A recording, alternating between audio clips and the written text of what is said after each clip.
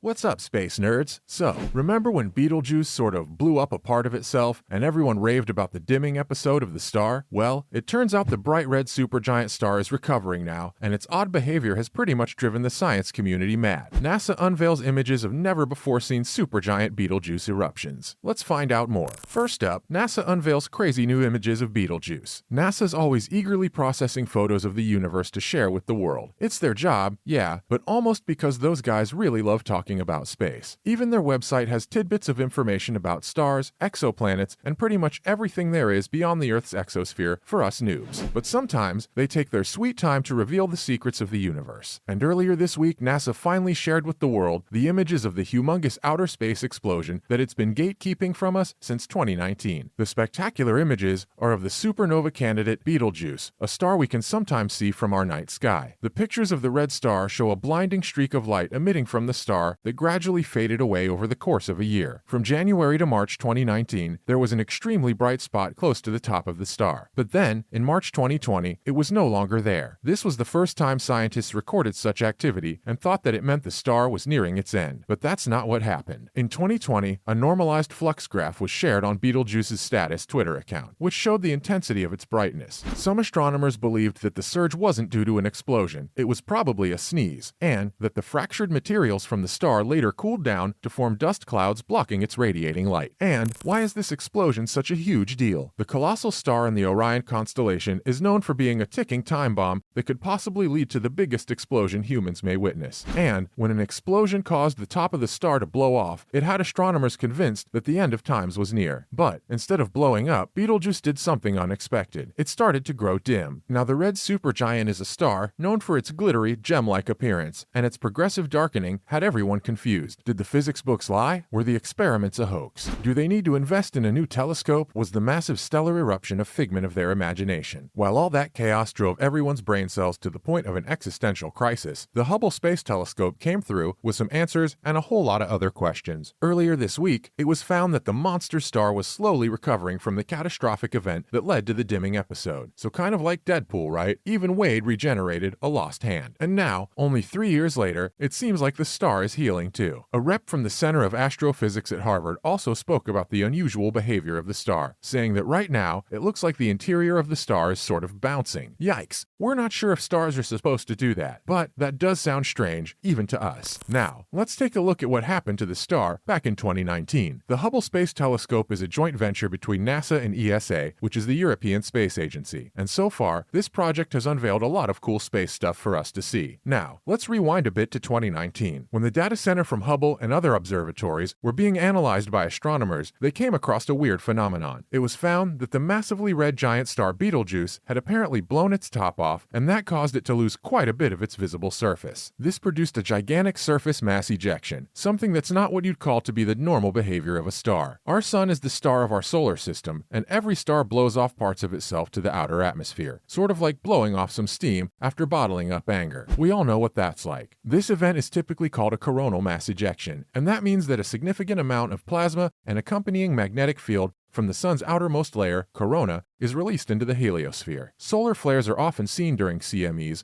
along with other various types of solar activity, kind of like heat waves. So maybe glass animals were right. Heat waves do be faking us out. Now, while the CME is a routine space event, the Betelgeuse SME wasn't, because that blasted off 400 billion times as much mass as a typical CME does, proving just how much of a mammoth the star is compared to the sun. And finally, what else did we find out from the data from Hubble? From what we know so far, a part of one of the biggest stars in the galaxy blew up. Great. It's now recovering from its self-explosion, even better. But what else did we learn from this strange turn of events? Is this weird behavior common, or is it just a Betelgeuse thing? While the observations made so far have been mere clues to the big cosmic puzzle above us, one thing that was clear to the space guys: when a celestial body loses mass out of the blue, it's going to affect its fate. But that might not be the case anymore. Normally, red stars lose their mass late into their life when their nuclear fusion furnaces burn out. And when that happens, then eventually they explode into supernova. But Betelgeuse Betelgeuse's behavior has convinced scientists that there may be no set pattern of their explosions. After all, the supergiant star blew up and now patched things up on its own, so maybe mass loss isn't a sign of an inevitable explosion. Obviously, this is the first time an aging star has done this, so everyone's kind of throwing theories here and there to make sense of everything. And since space has always been about discovering new things through telescopes and computerized images, there's only so much that humans can be sure of. NASA's images of Betelgeuse have proved that not all stars behave the same, and that sometimes there are some hiccups and sneezes in their lifetime too. And now, moving on to other news. First up, Hubble captures a celestial cloudscape around the Orion Nebula. So like we mentioned earlier, Hubble is the gift that keeps on giving. And now, it's shown us how a star is born. Not from the deep end, you guys, but from the cosmos. In a recent string of incredible new images shared by NASA, Hubble's captured some insane photos of growing clouds that surround stars as they're born. These celestial cloudscapes are known as Herbig-Haro objects, and are formed when shock waves are formed from winds or jets of gas from newborn stars that collide with nearby gas and dust at high speeds. The breathtaking result of this phenomenon is a visual of hues of blue and pink with streams of gold cutting through them, outlined by warm orange tones of the gases. The colors blend together so perfectly that it seems kinda too good to be true. Next up, NASA's giant moon rocket is all set for its debut launch. The 98-meter-tall rocket is a behemoth of a spacecraft, and pretty soon it'll make its way onto the moon. The first mission of the Space Launch System's moon rocket will take place without any humans on August 29th, and it's essentially a demonstration of NASA's Artemis program, which is an effort to reach the lunar South Pole in the coming years. Artemis will orbit the moon for 42 days before making an ocean splashdown to Earth after completion of its mission. And lastly, the source of extreme particles has finally been found. After years of studying and analyzing data from NASA's Fermi Gamma Ray Space Telescope, which is a particle physics partnership managed by Goddard, astronomers have finally found the supernova remnant responsible for some of the highest energy protons in our galaxy. Fermi's data suggests that when stars explode, their shock waves have enough energy to boost particles at speeds that can be compared to the speed of light. This means these particles have an insane amount of energy, and obviously, these shock waves have a source. And that unexplainable source was soon found to be G106.3 plus 2.7, which is now the brightest member of the supernova remnants. It emits gamma rays that reach astounding amounts of energy, and, at last, took a decade-long search to be found. Thanks to Fermi, we now know that this pulsar is indeed a pevotron, and the detection of accelerating protons was proof enough to back this claim. And that's a wrap for this video. What do you think about Betelgeuse's road to recovery? Let us know in the comments down below. Make sure to give this video a thumbs up and subscribe to our channel for cool cosmic updates like this. Until next time, see you soon.